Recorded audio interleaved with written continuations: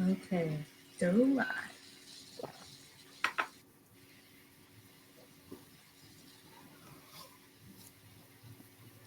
What's up, mediums? Welcome to The Writer's Journey, the show where we are on a journey to learn more about writing success together. Thank you for joining us. Thank you for your patience tonight. I am your host, Lauren Moore, and with me is the wildly beautiful Kayleen Williams. Tonight's show is all about the single life as an author. Jumping into authorship can have some big ripple effects on your life. Writing as a single, especially a single parent, has its challenges. Dating can be interesting when you put yourself out there by publishing a book or 2 or 20. Just ask Sarah Noffke, the author of Everyone in LA is a Redacted. In today's episode, we ask her about life as a single parent and how her experiences dating in LA made for great stories, great laughs, and lessons learned. Sarah Noffke writes young adult and new adult science fiction fantasy, and she's the author of the Lucidite series, the Reverians, Ren and Vagabond, Vagabond Circus series. Yeah. She's been everything from a corporate manager to a hippie. Her taste for adventure has taken her all over the world. If you can't find her at the gym, then she's probably at the frozen yogurt shop. If you can't find her there, then she doesn't want to be found. She's a self-proclaimed hermit with spontaneous urges to socialize during full moons and when Mercury is in retrograde. Sarah lives in Southern California with her family, and she joins us tonight. So welcome to the show, Sarah. Thanks for having me. It's great to be here. Yeah, and I hear you have your own podcast too. I do. It actually came out of doing the Everyone in LA books. It's LA Chicks Live, and we talk about everything in LA. My co-host is a native, and so she was born and raised in the culture, and I am a transplant. I was born and raised in Texas, so it's our two different perspectives. Totally different, but similar to what you girls are doing. Thanks for having me again. Yeah, you're so welcome. Thank you for joining us. We're excited. If you guys like this show tonight, then you need to check out her podcast and hear more of this kind of stuff. And yeah, so welcome to. And Kayleen, how have things been going with you? They've actually been going really good. I have been so productive in upping my productivity that last night I caught up with everything. I didn't know what to do with myself. I stared at my computer for about 5 minutes, pushing a pen around, trying to feel like there was something I was forgetting, but I knew there wasn't because I have it all written down now and planned out. And yeah, it was just a very strange moment. I was like, I guess I'll just go to bed without any worry tonight. It's very strange. Also good though. Sounds amazing. I'm in Vermont with my family, and we're just kind of soaking up the lake and soaking up family time. And so I'm dividing my time between editing, which is awesome, and just getting rejuvenated about life again. So I hope that'll get into my writing and make me a stronger author when I get back into that soon. It absolutely will. I'm just gonna tell you. Yeah, no, it totally will. That's where I'm at. Now, Sarah, I heard about you from your friend Martha Carr. Oh, Martha's amazing. Yes, she loves you, and she said you have to have her on your show. She's got so many stories, and this book is hilarious. Thanks, Martha. Yeah. So how did you guys meet? How did you and Martha and Michael Anderle kind of meet?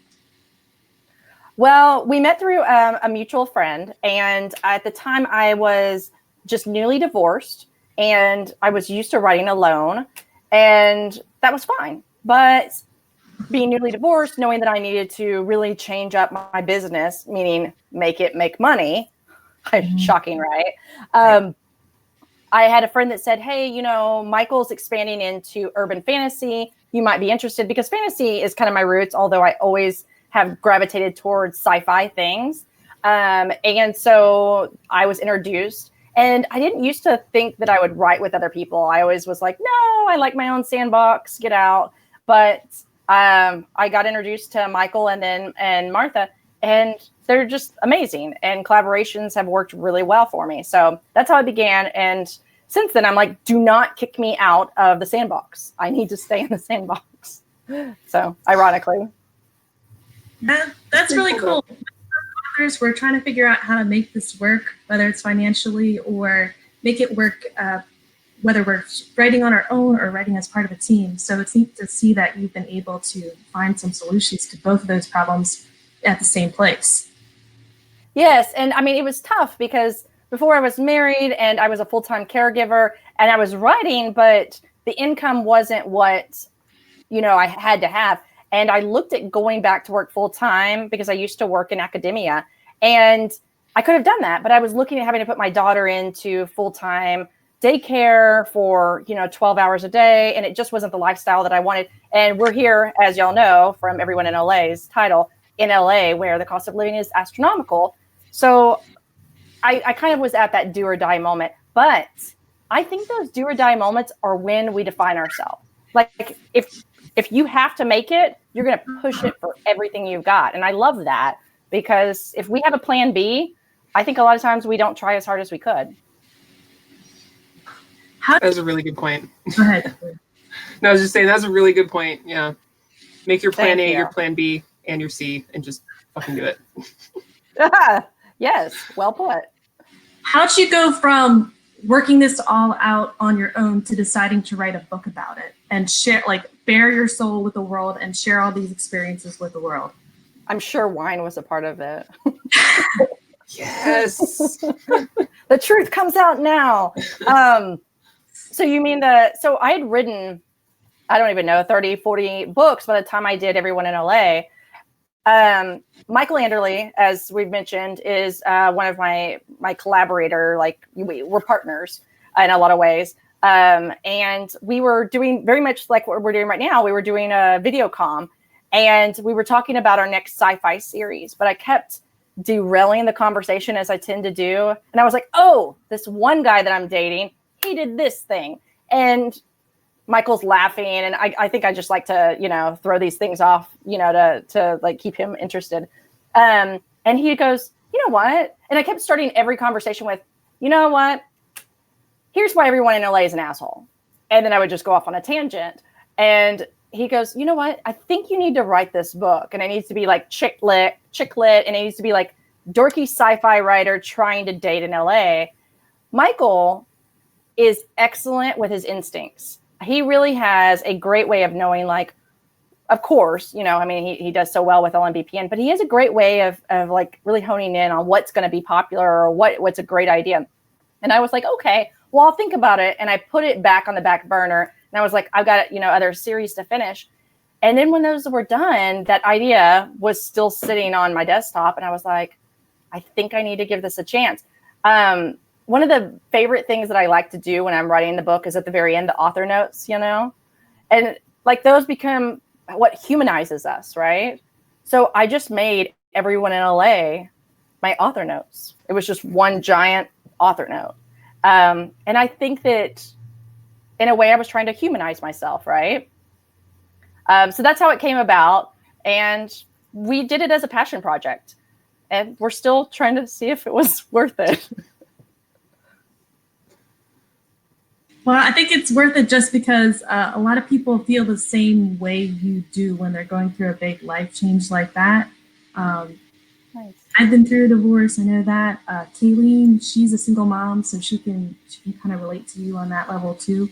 So we've been through some of the same experiences, and I know our audience out there is pretty wide. And even if we haven't been through the same life event as each other, we can all remember back to a time when there might have been confusion or chaos in our lives, and we're looking for a way to sort it out, and you just get through it one step at a time. And that's what you see in that book, is that your main character, she's just figuring it out on her own, and she's doing it with a lot of humor and common sense too.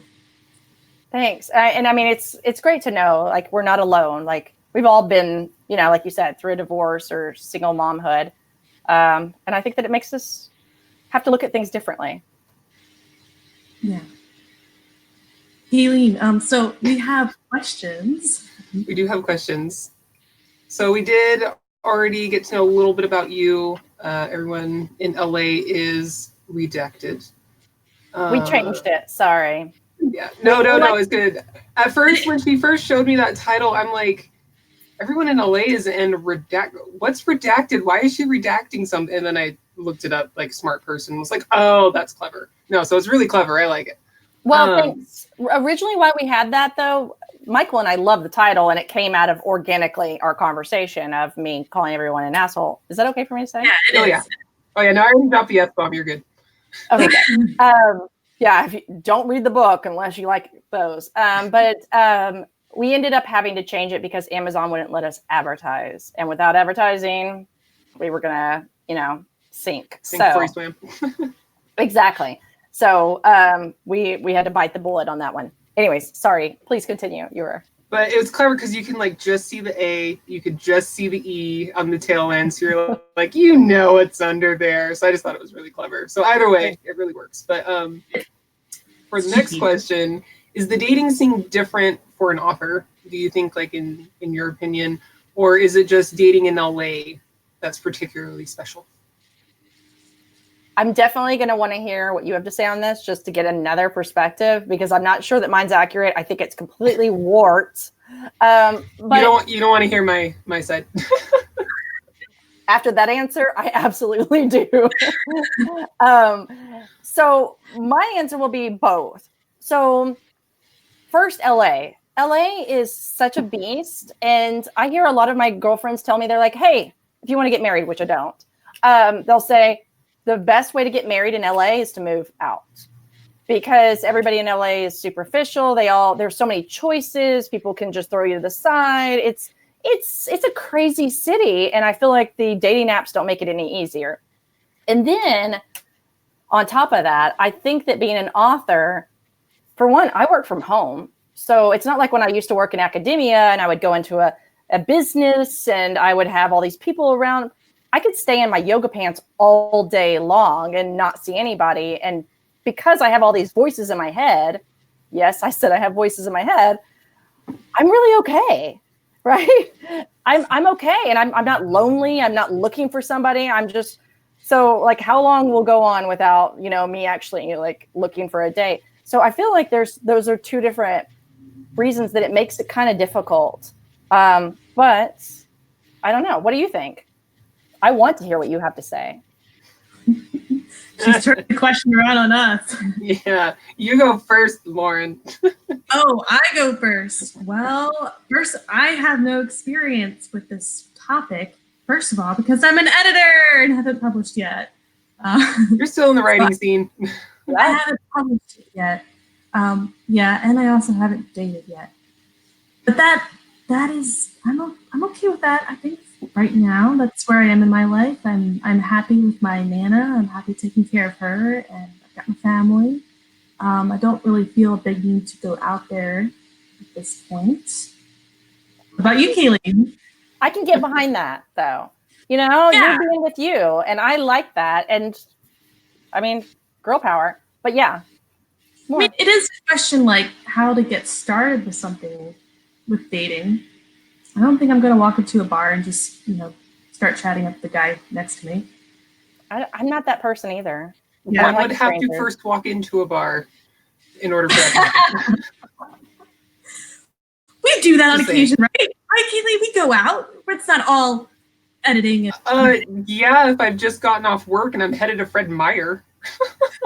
I love Fred Meyer. I miss it so much.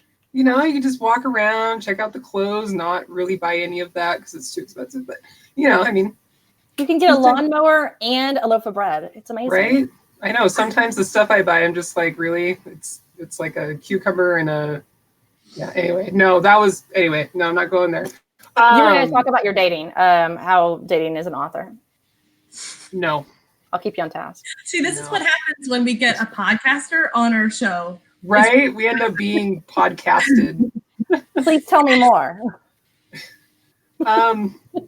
Yeah, no, I would rather chew glass. That's my answer. Than date. Wow. Or then talk about it. I would rather chew glass than go on a date. Yeah. Okay. Thanks, boys. Thanks, boys, for making yourself so appetizing. Yeah. So, I mean, nothing against all the good ones out there, but, I guess I'm at that point where I would rather continue being a hermit, and I have my daughter and it's all good, All right. Well, let's say we have viewers out there who are interested in dating and they just don't know how to do it. because maybe they are an author or an editor or a freelancer, and they've spent a whole lot of time just themselves with their computer and not going out. They're not meeting people in the workplace, which people do in real life, right? Out there. Okay, so, what could be some steps that one could take if one was so inclined? I'm not sure that I'm qualified for this because I'm not very good at it. I mean, I guess. But what did you do in your book that ended up in your book?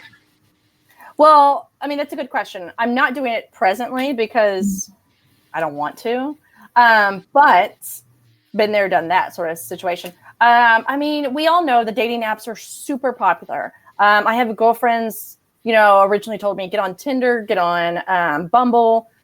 Now Hinge is the thing. And they're like, you need to get on Hinge. I haven't done it since I got off the Hinge. Have you been on the Hinge? I'm not. No, I'm just saying, Hinge. Yeah, I'm going to close that fucking door. Sorry, I'm going to try really hard not to be pessimistic. I think it's showing. No. Okay, no, but Hinge, no, but for people with the love and the dating and the togetherness, it is amazing. And what you were saying. Well, I'm just telling people. I'm saying, I'm right there with you. I mean, I love that people love each other. I really do. It makes the world go round, I've heard. It does. Yeah. So I've heard that the dating apps are good. It's summertime right now. I have my daughter full time, and then I'm trying to write a book every 3 weeks. Right. And so that results in either, pretty much no sleep, no social time, and little time to actually do any dating. So I've been off of the dating scene, but whenever I wrote Everyone in LA, I was heavily on the Bumble, as I call it, the Bumble. And I was putting myself out there, which puts a lot of pressure on our shoulders, Now, I don't like to talk to people in person. You talk to the ones in your head and they talk back. Oh my God. The other day, a guy came up to me at the park, and I have this thing. You read the book, so I have this thing about other people's dogs. I love them and I want to get to know them.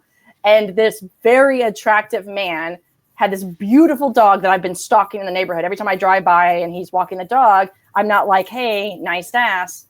Also, I'm like, nice ass. But mostly I'm like, that dog's beautiful. So I finally see the guy in the park and I'm like, oh my God, you're the guy with the really pretty dog. And he starts to talk to me. And I just literally am like, I don't know what to say to you.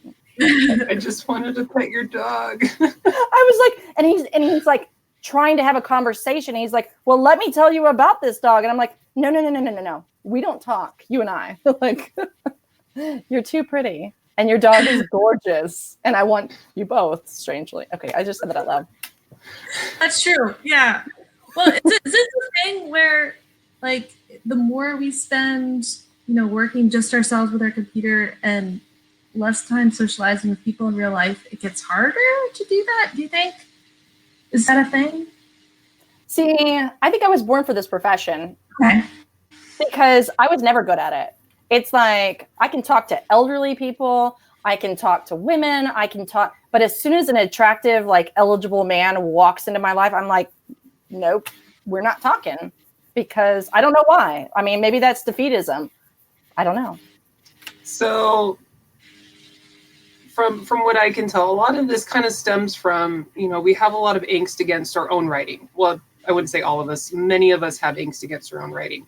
We're nervous no one's going to like it. We're nervous if someone reads it, they're going to hate it. And it's the same thing when, you're in that dating scene. You open your mouth and what if you put your foot in it, right? And then this gorgeous person that just seems so interesting from afar, it's just like, yeah, I'm going to put you back on the shelf. Mm-hmm. So I think a lot of it stems from jumping in and just ripping that Band-Aid off. Just like you do when you hit the publish button, just hit the fucking button. Yeah. Fear of rejection, right? Yep. Yeah, I heard a tip to count back from 5. Count back from 5 and just do whatever it is that you don't want to do. Make that phone call. Or say hi, Mr. Nice Dog. Or hit the publish button. I do. No, I do that same thing, though. Walk in, into the stores and people have their dogs. And I just I wave at the dog and I say hello to it. And then the people look at me weird and I'm just like, no, you don't. This isn't happening. This is all down here. I'm glad it's not just me. No, it's not just you. So this brings up a couple of issues that you touched on that have to do with single life. One is like how to get out there and to meet people. And another one is, so you've got your daughter and you've got your writing life. And as a mom, you've got full responsibility over, the household management, your daughter, your school, also yourself, also your whole writing life and these characters that you're trying to foster. How do you balance all of that? Good question. Again, Kayleen, you can jump in at some point because I have a perspective. But I will. If something pops up, I will interject. I'm just interested, of course, always trying to hack the schedule. Honestly, parenting is easier for me now than it was when I was married. Because guess who's in charge? Me. And guess who you get to argue with? Nobody. Because there's no other law. I am the captain, and I love it because I used to have a husband, and we had to check things. I know that sounds like I'm not a team player. I'm not a team player. So the ship runs really, really well now, and I'm super grateful for that. So Lydia, my daughter, and I, we have this really balanced life, and it's because there's nobody playing hide and go seek with her when she's supposed to be getting into bed. Instead, she just gets into bed at 8 o'clock because that's what I told her to do. And then I go to work. So I feel a little bit more comfortable in that. As far as the balance goes, I'm not sure that I have one. I work a lot and then I parent a lot. And I don't think that I have a lot of in between. I'm not sure that I'm as social as I should be. The other weekend, she was with her father and for 72 hours, probably spent 68 of them inside of the house, just writing, because that's what I had to do. Right. Is that a balanced lifestyle? No. But does it pay the bills? Absolutely. So you're like my fabulous LA other half. Yes. I'm just gonna put that out there. I'm just like this little Idahoan bumpkin, and you're just out there in LA being fabulous. No. Doppelgangering it up. But let's figure out how to make this meet up, okay? Because I feel that too. I mean, but don't you agree? I mean. Oh yeah. No, yeah. I mean, I go to work. I have a day job, and I am lucky enough that I'm able to write and do my editing at my day job as well. Nice. And then when I leave there, if I have to go to the store, that's when I do the store thing. I come home, it's pajama pants and a tank top, and we play our little video games, we watch a movie, she goes to bed, I keep working, I wake up, rinse and repeat. I don't go anywhere. I mean, it's just the way it is. Yeah, so schedules and discipline and not a whole lot of sleep is what I'm hearing. Yeah. Well, I mean, so as far as like balancing my writing per being with my daughter, I do have to lay down a lot of like ground rules.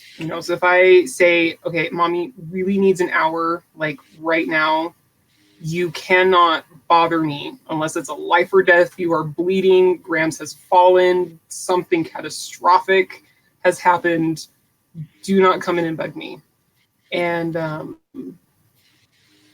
at first that really bothered her because she's like, well, why wouldn't you want to talk to me? Why is that more important than me? And that broke my heart.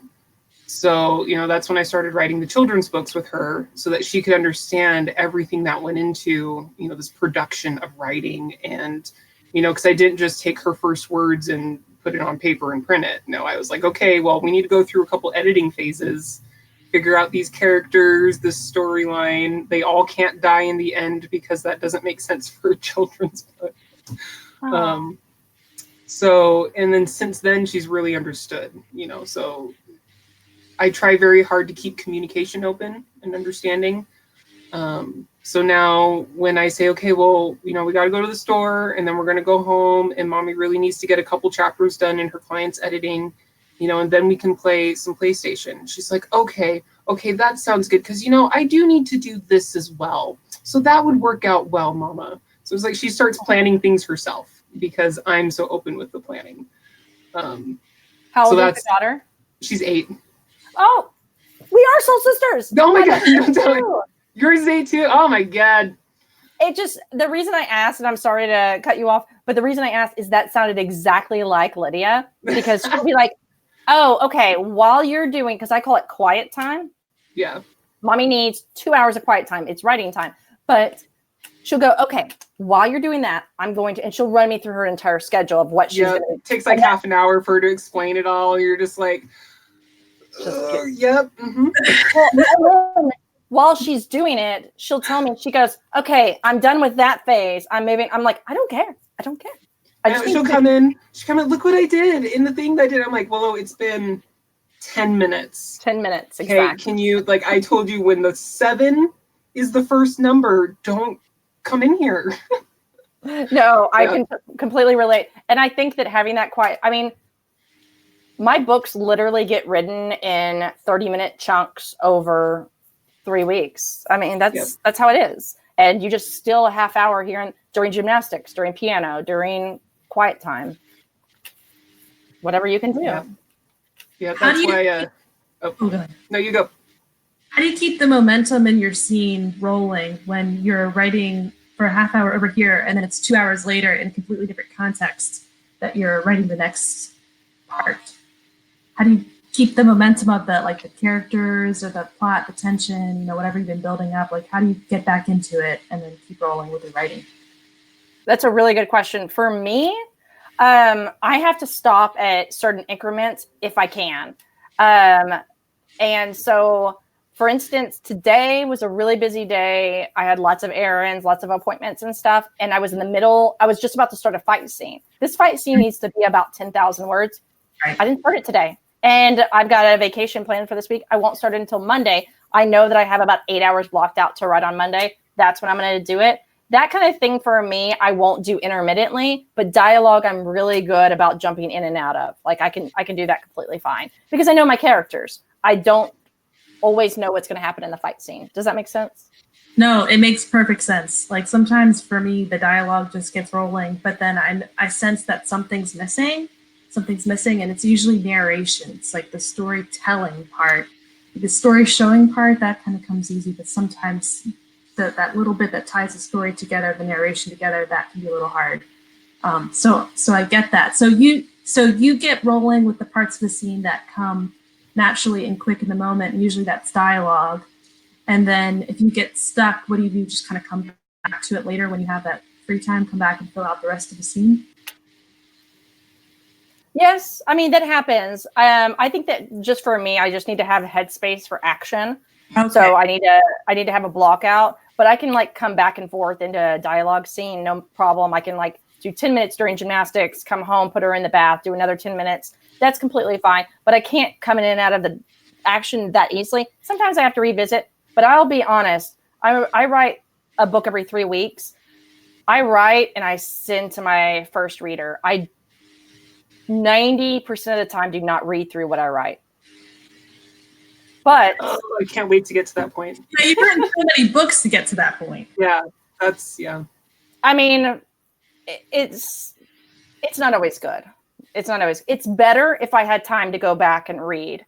But I also have a really good alpha reader, I think is the right term for him.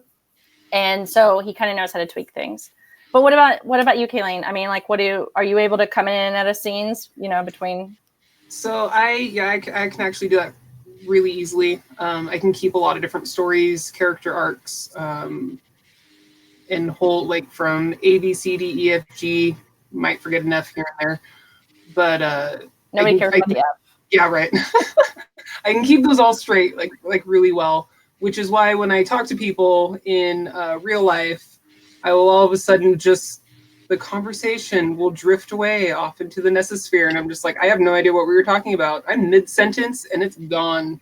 But, I can recall that dialogue from 3 books ago. So I think my brain has just been trained I can easily jump in and out because that's what I've had to do. For the last 8 years, that's what I've had to do. And so that's just what my mental capability of writing has gotten used to. You're going to have frequent interruptions. So it keeps itself on a loop. I'm always thinking about whichever particular scene I might be on, so that when I do jump back into it, it's actually a lot easier to write it, especially like those action scenes, because I play it over like a movie in my head. So by that point, I can get the words out a little bit easier because I've already seen the movie, if that makes sense. No, it totally makes sense. And I think that that's a really important point that you made. It's about training your brain, right? Mm-hmm. So when we train our brains that, oh, you have to go back, you have to do this. I think that, and also it's about those messages you tell yourself. Like, I have so many people that are like, oh, I can't write unless, and whatever follows. You know what? You are defining your perimeters. You're right. Yep.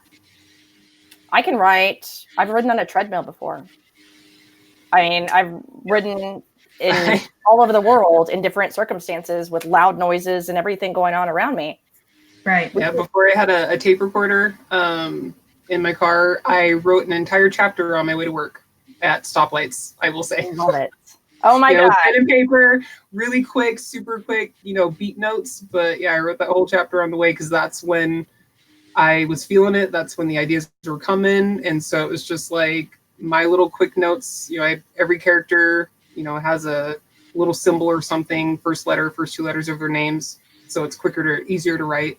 Shorthand. There we go. There's the word. So yeah. Anyway. No, that's fascinating. And you hacked your schedule. I did the same thing when my daughter was young. The only childcare I ever had was at the gym, and I had 2 hours. So I would put her in the childcare, and I would go to the treadmill, and I would write a book. I wrote about 7 books that way. Wow. On the treadmill. Did you type it up, or were you dictating on the treadmill? It was on my phone, so I was doing this. Wow, you were super thumbing it, man. That's amazing. I was thumbing it. Yeah, I wrote about 2.5 series doing it that way, but it was the only time I had to write. I was married at the time. My husband worked full time, traveled all the time. So I had my daughter pretty much every day, all day long. And I mean, that was completely fine. And she was before school age. But the only thing I had was a gym membership. So $39 a month got me 2 hours of childcare a day. And that's all I had. And 7 books? 7 books done that way. Now, when I sit at my desk and I write a book, it feels like a luxury. I'm like, oh my God, I'm sitting. I have a keyboard. Desk and walls that are mine around me. Yeah, people are like, how can you do it? I'm like, because I'm not walking. Yeah. So I'm still trying to imagine how to do that on a treadmill, like to write a book. First of all, to write a book on your phone with your 2 thumbs, and then do that while walking on a treadmill. That is impressive. But yeah, you're right. You can't put parameters on who you are and what your abilities are by saying, no, I can't do that. You can. You just got to try and work at it.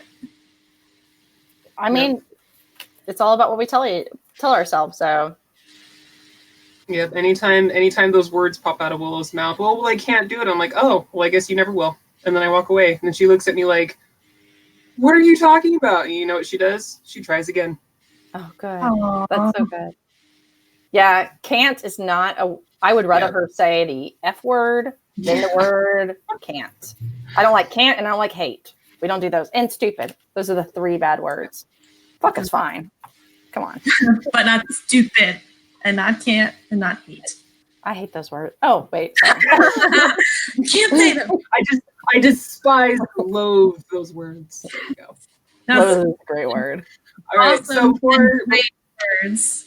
Kayleen? Yeah, before we continue on with more of this discussion, we have a show sponsor tonight. And tonight it is brought to you by the Expansion Publishers Pack, books 1 and 2 by Devon C. Ford. So you guys get a 2 for tonight. You get 2 blurbs to be read in the amazingness. All right, here we go. Book 1, RECON. The universe is expanding, and so is humanity's reach. Years after clean energy ended the world's reliance on fossil fuels, a lull of peace encompasses all of humanity.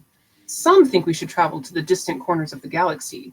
Others oppose the idea, thinking that the harnessed singularity reactors are unnatural.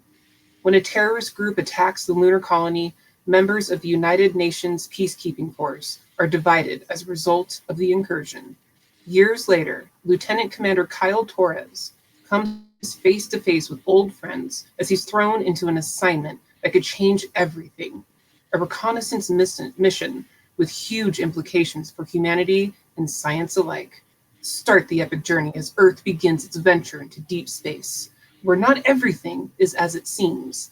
From Devon C. the best-selling author of the hit post-apocalyptic series, After It Happened. And book 2, Contact, Aliens, New Worlds, a contact that will shake humanity. The RECON ship, the Itchy, I hope I pronounced that right, made contact with alien beings far from home, making new allies and new enemies. The hastily built fleet makes for the Centauri system, desperate to catch up with the Itchy, and their arrival comes just in time to encounter the almost invisible threat of the warlike Va'alan. But the fleet soon discovers that what is dominant technology in one solar system is dangerously out of its depth in another. Finding themselves in the middle of an alien conflict, inadvertently picking sides in exchange for advanced technology, the true cost of war is brought home to them in stark reality and loss of life. Leaving Centauri for Earth and unaware of the scale of power, technology, they will need to secure the system and all the resources it holds. Admiral Dasiova's fleet is in deeper water than they can imagine. Continue the epic expansion series, picking up where RECON ended off, from Devon C. the best-selling author of the hit post-apocalyptic series, After It Happened. Nailed it that time. Yay. Awesome job, Kaylee. We had a comment from the stream. Guy Anthony DeMarco says, so when is Kaylee going to record audiobooks? I don't know. Maybe. That would be fun, though. Soon. That would be super fun. And I need a better mic. David J. Pfeiffer, I hope I pronounced his name right. He says, I love her attitude. And when you're up to big things, life is never balanced. You're only perfectly balanced when you're dead. It's called a flat line. You can be centered without being in balance. Wow. It's deep. David's so deep. He always is. He comes up with this stuff, and I'm just going to sit here a moment and soak in those words that you just spoke. Nice. Right.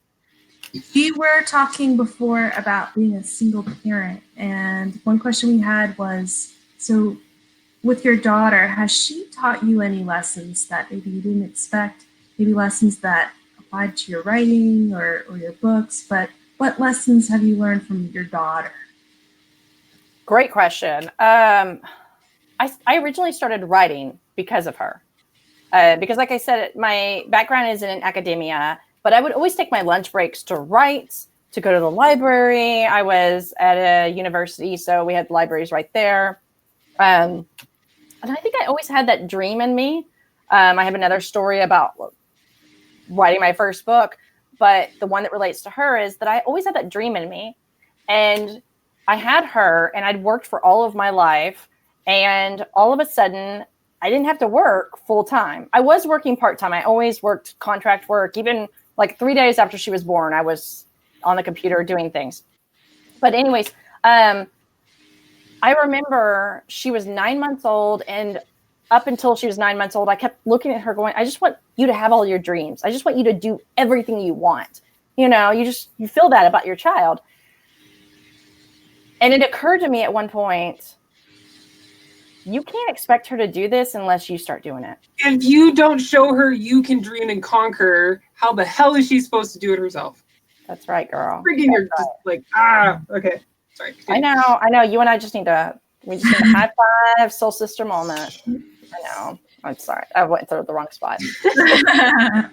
I think that is actually what got me started, because I had tried to write a novel before that. I had done it before she was born. I'd written short stories. I had a blog, whatever, Cafe Press, or not Cafe Press, but there was an online system that I was doing. I don't forget now, but it wasn't until then that it really sunk in for me.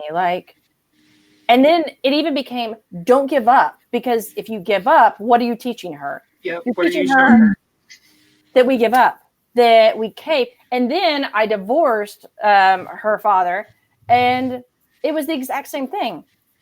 You know what? Mommy wants to be an author. This is mommy's dream. If I fail, what am I? Of course, it's okay if we fail, but I wanted to show her that, like, if I put in the hard work. So what are the lessons? She inspired me. She gave me the courage I never had before that moment. Before, I was doing it for me. But when I started doing it for her, it became a whole new ball game. Yeah. That is literally the dedication in my first rendition of my first book that I wrote. Essentially, it boiled down to, she is my drive and guiding light, is what I said. And that is so true. You know, she's just this tiny screaming little thing. And I'd always wanted to publish the book. I mean, I've written books that will never see the light of day. You know, I've written in, you know, RPG forums and things like that. I have a mass of characters. I've, you know, got whole universes written out with races and all this stuff, but I never fully published. And then she came around and it was just like, yeah, it lit a fire under me. You know, I'm just like, I'm going to show her that no matter how desperate her dream might seem, you know, that even though right now it's not doing much as far as paying the bills, you know, and things like that, it's important. It's what you want. You need to go for it. Yeah. We don't give up on ourselves. And I think that it takes having a child to get there. I was always so ready to give up on me, but we're not ready to give up on our children. And that's the motivation that we need. So she's my inspiration. Sounds like Willow's yours too. I love it. Oh, yeah. Yep. That's really cool. And I don't think you don't need to have a kid to figure that out. I mean, sometimes these realizations are like a light switch, you know, like you can know it up here, but it doesn't really sink in and become your rocket fuel until you have that light switch moment. But it's really just a matter of deciding to go for it, whatever it pushes you to that moment, deciding to go for it and to do it. And these dreams that we have, it doesn't have to be writing either, right? Writing itself is not the end all be all. You don't necessarily want your daughters to grow up to be writers, but you do want them to have this idea of, you know, I can figure out what my purpose is, what my gifting, what my talents are, and I can go for it and not give up, you know? Like you're saying, you don't want to give up in front of your daughter because you don't want to teach her that lesson, right? You want to keep on working hard to take it to the next step.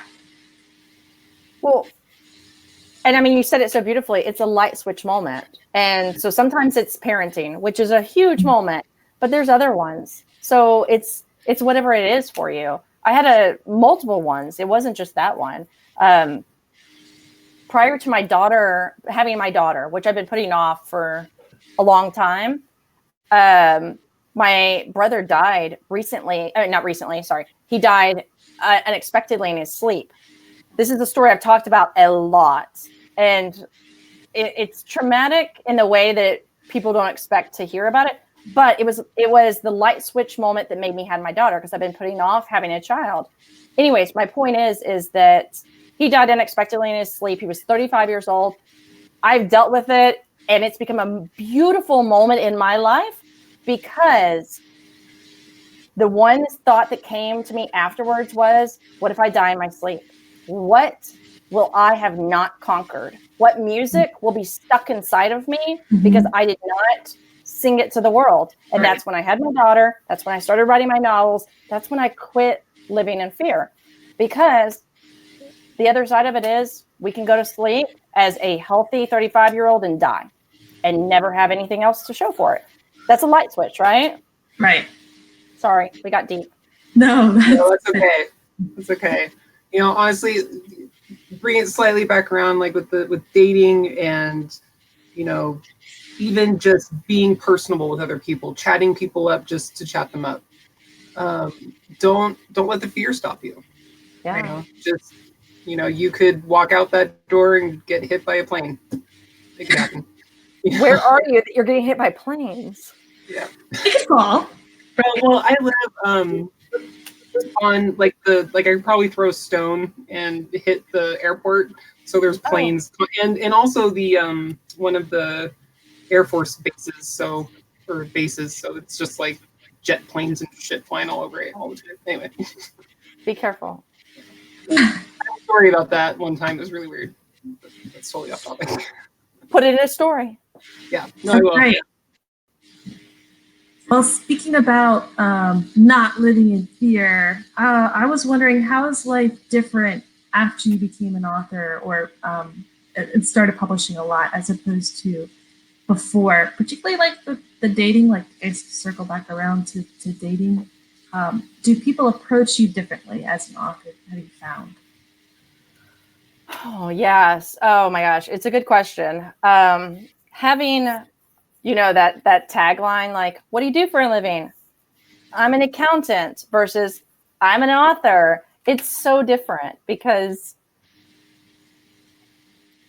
people don't even know what to ask next. I've noticed that people just get stalled. I'll be like, I'm an author. And they just go, okay, but. Because what do you write? And then you have to talk about what you write. You're like, fuck. And they feel this need to approve you that I never noticed if I was like, I don't know, whenever I was in academia, I was like, oh, I'm in academia. Cool. That sounds great. Do you want to go for a drink? Do you like pool? Do you want to do other things? But now that I'm a writer, they're like, oh, okay. She cares about what she does. All right. What do you write? Oh, I don't read that. There was this one time that I watched Lord of the Rings and I'm just like, it becomes one of those moments. And I find guys always trying to relate and they're like, oh, I read. There was this one time I read a Hemingway novel and I was like, name one Hemingway novel, just one. That's all I want you to do. They can't do it because they're just trying to relate, So I feel like it's kind of intimidating. It definitely isn't as much of a conversation starter as I thought it would be. And then if I actually start dating this guy, I will admit I get really offended if he doesn't read my books. Yeah, that was a question. When I first started writing, I thought people I knew would be more interested in Why not? But Nick Cole recently said the big secret about writing is that your family and friends are not going to read your book. You think that they are. Like, you got the suspicion that they're all going to just jump on your books and want to read them all up. And maybe you're worried, oh, if I put them in my story, maybe they might recognize themselves, they might get offended, da-da-da. Actually, the truth is, a lot of them, they're just not going to read it. They just won't. No. So write your characters, whoever they are. Say what your words are, whatever they are. Regardless of it. And that's the thing is, I feel like the guys I date, they should be able to understand me very easily. Just pick up one of my books, read it. That'll actually tell you everything you need to know about me. And when they don't, I get really disappointed because I'm like, oh, you don't want to know the inner reaches of my mind that I just spent 3 months spilling over these pages and editing with covers and whatnot. I see. Good day, sir. Well, I mean, here's the thing, and I thought about this a lot recently. Whenever I used to work in a professional job, I had all these friends, and we would hang out on the weekends, and we absolutely did not want to talk about what we did during the week. We wanted to drink, we wanted to eat, we wanted to play games, and there was no conversation about work. I love what I do, and that's not who I am anymore. So now when I'm on the weekends with my friends, I'm like, oh my God. So my friend, okay, not my friend, but a character in my book did this. And it was really, really fun. And it's so much a part of my life. And the other day I'm paddleboarding and I'm like, oh my God, I'm going to put this in a book. And the guy's like, you write a book? And I'm like, let me tell you. I mean, I'm all about what I do now. And I think that when I date people that are like how I used to be, where it's work and then it's weekends, I don't get them. I don't get not wanting to gush about what you do. Does that make sense? Because you love it. You love what you do. And it's not work because, sort of work, but it's fun work. It's work. It's fun work. But I mean, I think it's tough whenever you are hanging out with somebody that, that's not something they're sucked into. No, that's the kind of person you're drawn to, someone who's passionate about what they do, and not just about what they do on weekends, but what they do throughout all of life. That kind of thing is, yeah, it's neat. Neat to see. Ooh, there's a good point. As an author, because we are all very, we're excited about what we do. We want to talk about our characters and our worlds and our stories, and if we're co-writing, the co-authors we're writing with. And you're out there, you're dating, you're trying to date, you're trying to meet people. Definitely gravitate and stay clung to those people who are equally as excited about what it is that they do, on the Monday through Friday.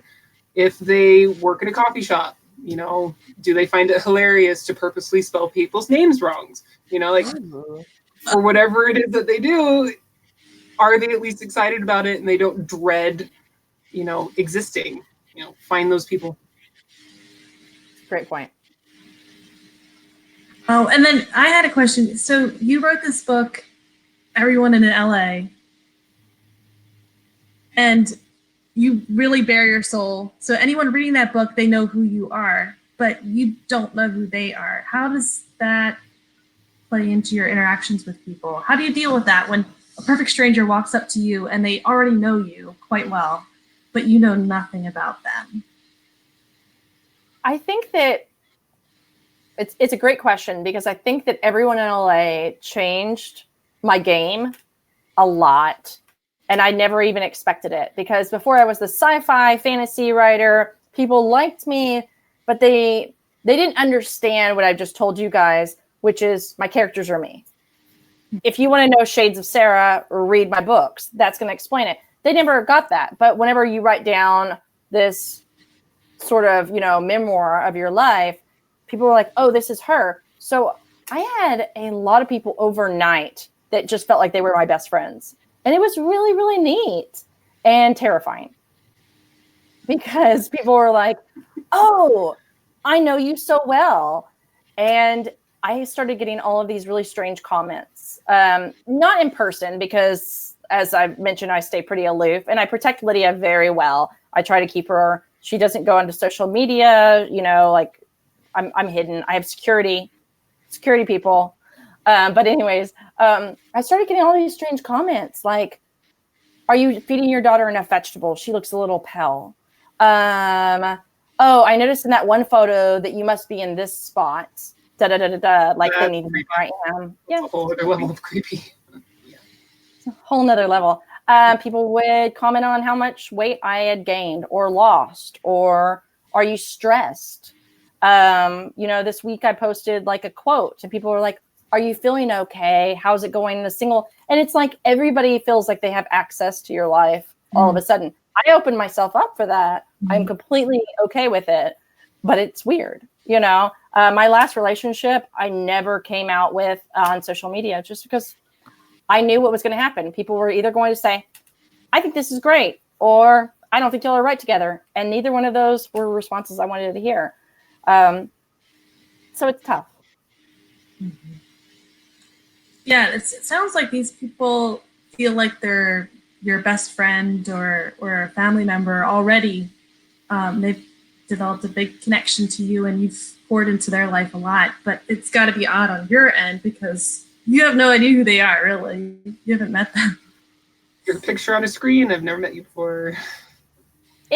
Exactly. But you want to know, that's maybe more of the negative side of it. The positive side of it is that I had written so many books that were fiction and people reviewed and they liked, and I got great, emails or whatever about. It wasn't until I wrote Everyone in LA that people started sharing their stories. And I would get these messages and they would be like, thank you so much. I'm a single mom, or I went through this, or this is my experience. And it kind of helped my readers to open up in ways they had never, ever done before, because they identified with me as a person rather than the fictional characters I'd put into my other books. It was risky to do this, and I put myself in a weird place. There's friends that were really mad at me. My ex-husband wasn't mad at me, but I had to go through certain channels to make sure that he was comfortable. And I wanted that because he and I are forever.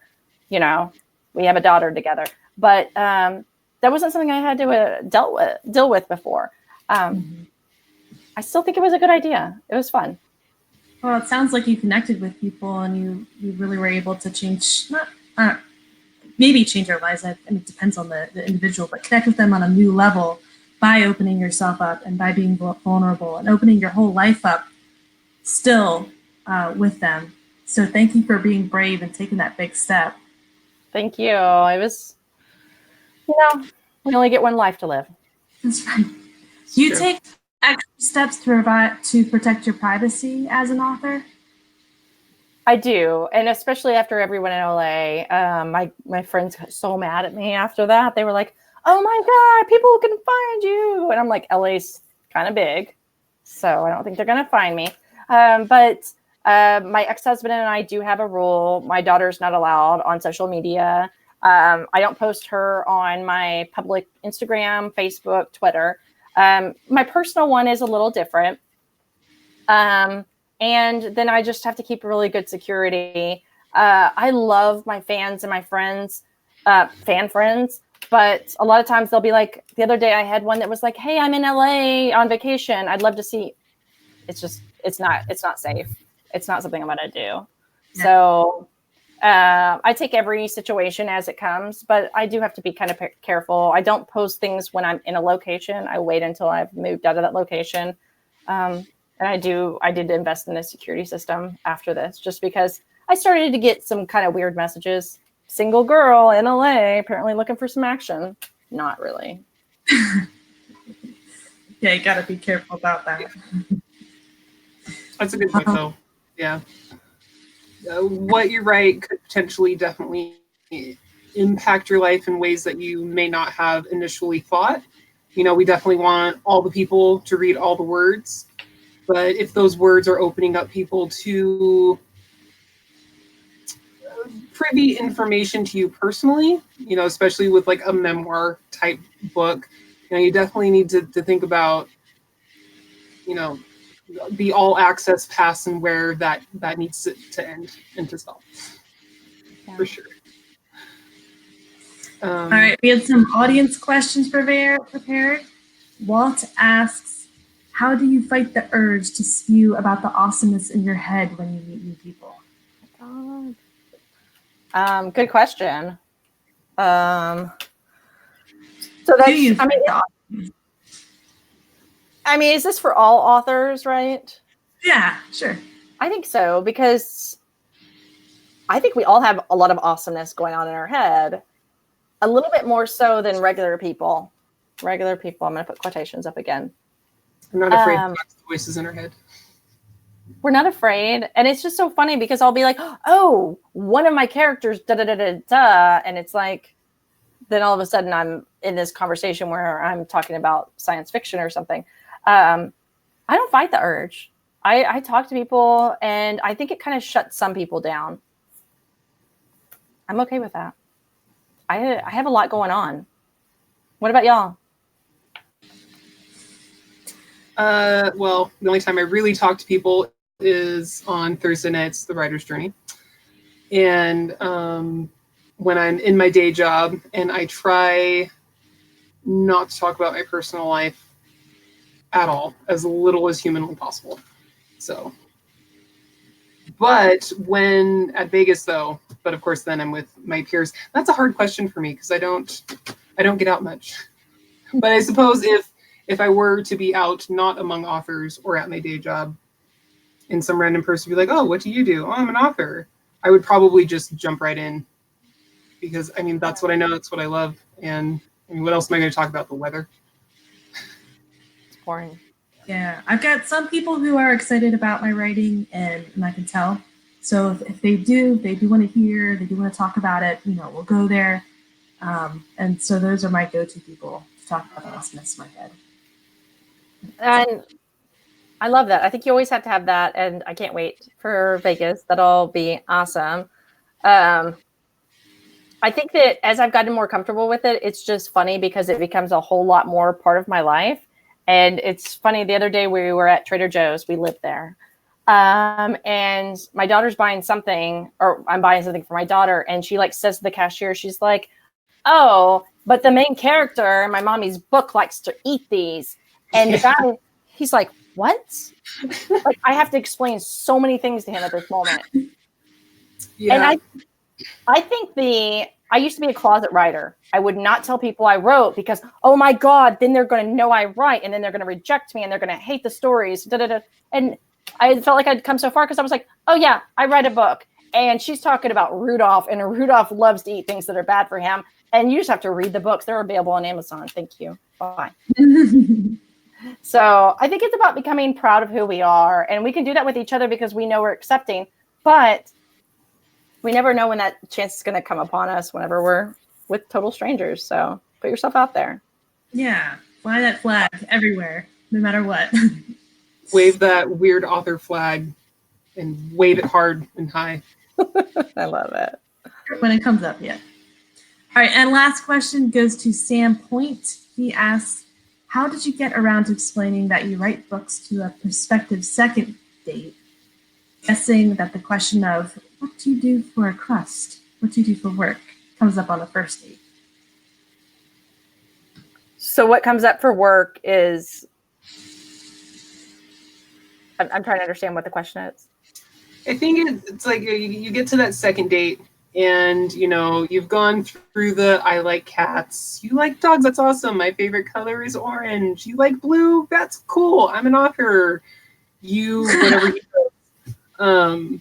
And then, you know, you go home and then you guys have a second date. And he's like, well, you said you were an author. You wrote what, fantasy, sci-fi? Can you tell me more about that? I'm assuming that's what the question is. Like, how do you get deeper into your authordom? I don't think I have a really good answer for this because I don't think it's gone super well in the past.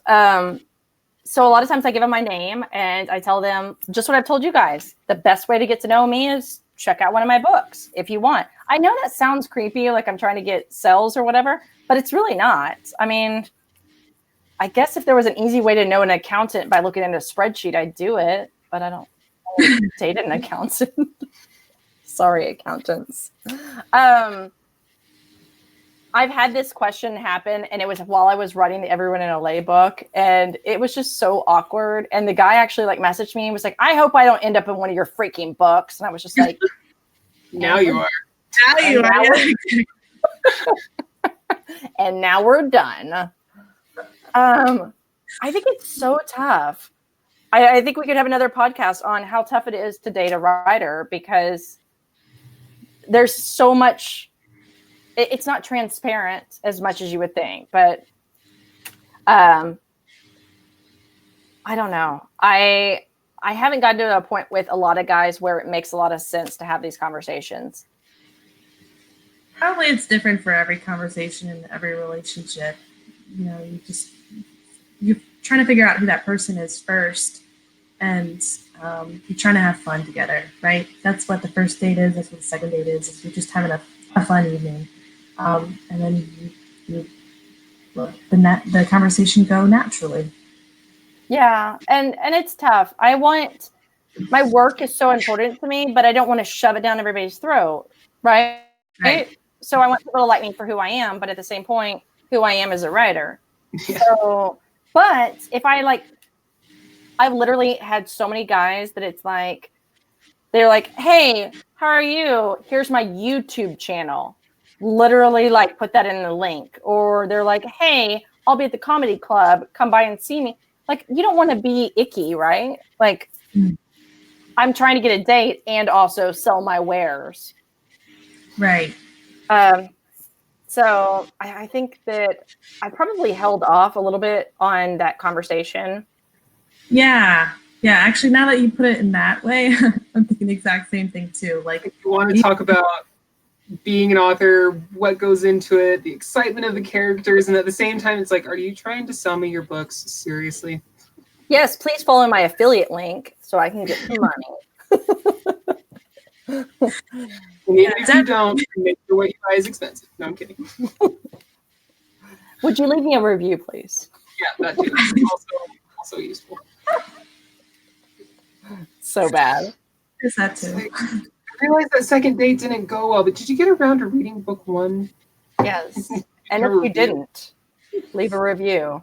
on Amazon, Goodreads, and BookBub. See you.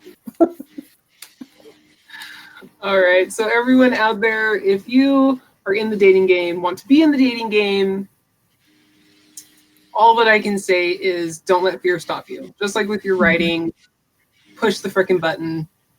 Just don't explode anybody in real life. And for those of you out there who are already entangled, keep the communication open. That's what's worked for me and my daughter.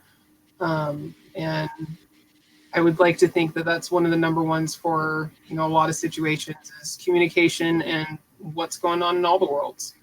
Yeah. Do you have any tips? Come on to the Keystroke Medium Facebook group and tell us about it. We need to hear these tips. Yeah, absolutely. Sarah on Facebook, where can they find you, Sarah? I'm at sarahnoffke.com. That's SARAHNOFFKE.com. And from there, that'll take you everywhere to Amazon, Facebook, Twitter. Awesome. Yay. Well, thank you so much for coming on, hanging out with us. Thanks for having me. Talking about this topic of which we have discussed. And to everyone in the live chat, YouTube viewers and podcast listeners, thanks for hanging out. Let us know what you thought about the show in the comments. Hit the subscribe button, ding the bell so you always know when we've got another show going on. And for Lauren Moore, I'm Kayleen Williams. Thank you for joining us on your writer's journey. Be sure to check back next week where we're going to talk about some reading, writing, and everything in between right here on Keystroke Medium's The Writer's Journey. Good night, you guys. Night. Night.